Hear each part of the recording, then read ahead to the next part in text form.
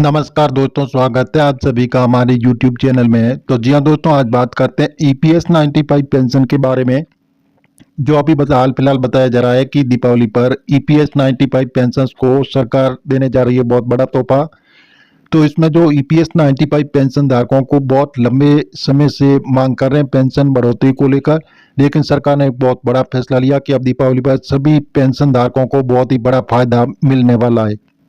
तो आप बने रहे हमारे वीडियो में तक, आपको आज की ताज़ा जानकारी बताएंगे। ईपीएफओ ने रिटायरमेंट रूल्स में अहम बदलाव किया जो सीधे लाखों नौकरी पेशा लोगों को प्रभावित करते हैं।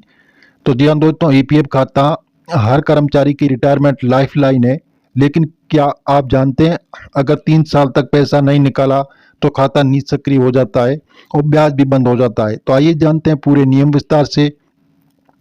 ऑफिस में काम करते कर्मचारी ईपीएफ स्टेटमेंट पेंशन परिवार के साथ ईपीएफओ देश के संगठित क्षेत्र के कर्मचारियों को भविष्य की आर्थिक सुरक्षा देता है। हर महीने कर्मचारी और नियोक्ता का योगदान मिलकर एक बड़ी राशि बनता है।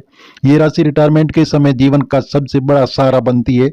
जब कोई कर्मचारी 58 साल की उम्र पूरी करता है और नौकरी छोड़ता है तो वह आधिकारिक रूप से रिटायर माना जाता है। इस समय कर्मचारी के पास दो विकल्प होते हैं, पूरी राशि एक साथ निकालना या फिर मासिक पेंशन लेना। खास बात यह है कि इस राशि पर कोई टैक्स नहीं लगता है। 58 साल के बाद न तो कर्मचारी और न ही नियोक्ता की ओर से कोई योगदान आता है। ये खाता निष्क्रिय हो जाता है और सिर्फ ब्याज मिलता रहता है। लेकिन अगर 36 महीने तक पैसा नहीं निकाला गया तो खाता पूरी तरह निष्क्रिय घोषित कर दिया जाता है। 3 साल तक निष्क्रिय रहने पर खाते पर ब्याज मिलना भी बंद हो जाता है। ये कर्मचारी के लिए बड़ा नुकसान है क्योंकि समय के साथ महंगाई बढ़ती रहती है और पैसे की वैल्यू कम हो जाती है। इसलिए अलावा इसके बाद में पैसा निकालने के लिए लंबी कागजी प्रक्रिया करनी पड़ती है। सेवानिवृत्त कर्मचारी को चाहिए कि वह समय रहते ईपीएफ राशि का उपयोग तय करें, चाहे मेडिकल खर्च हो, बच्चों की पढ़ाई या घर की मरम्मत। इस राशि का उपयोग सोच समझ कर करना चाहिए।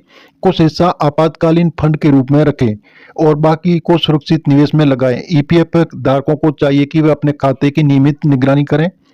ईपीएफओ पोर्टल और मोबाइल ऐप से आसानी से बैलेंस और ब्याज देखा जा सकता है। नॉमिनी मोबाइल नंबर और पता अपडेट रखना चाहिए, बेहद जरूरी है। डिजिटलीकरण से ईपीएफ की प्रक्रियाएं और आसान हो गई। भविष्य में और भी सुधार होंगे जिससे कर्मचारियों को ज्यादा सुविधा मिलेगी। ईपीएफ आपकी रिटायरमेंट के बाद की जिंदगी को सबसे बड़ा सहारा है। समय रहते ही सही फैसला लें और सुरक्षित भविष्य बनाएं।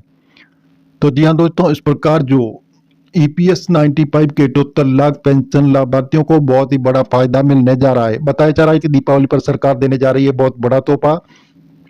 ईपीएस 95 पेंशन धारकों को बहुत ही बड़ा फायदा मिलेगा और बढ़ा हुआ पेंशन मिलेगा। जो मिनिमम राशि पेंशन राशि 1000 रुपये मिल रही है तो सरकार इनको बढ़ाकर 7500 रुपये करने की चर्चाएं तेजी पे है। हो सकता है कि आपको दीपावली पर बहुत ही बड़ा फायदा मिलेगा। अनुमान बताया जा रहा है कि ईपीएस 95 पेंशन धारकों को आने वाले दिनों में ईपीएस 95 पेंशन धारकों की चमकेगी किस्मत। अच्छे दिन आने हुए शुरू। अब आपको सरकार ईपीएस 95 पेंशन धारकों को स्वास्थ्य देखभाल के लिए मुफ्त मेडिकल सुविधाएं भी सरकार उपलब्ध करा रही है, जो उसको आपको बहुत ही बड़ा फायदा मिलेगा। और ब्याज दर को भी बढ़ा दिया गया है, जो 8.15% की दर से बढ़ाकर 8.25% कर दिया, जिससे पेंशन धारकों को एक बहुत ही बड़ा फायदा होगा और पेंशन में भी इजाफा होगा।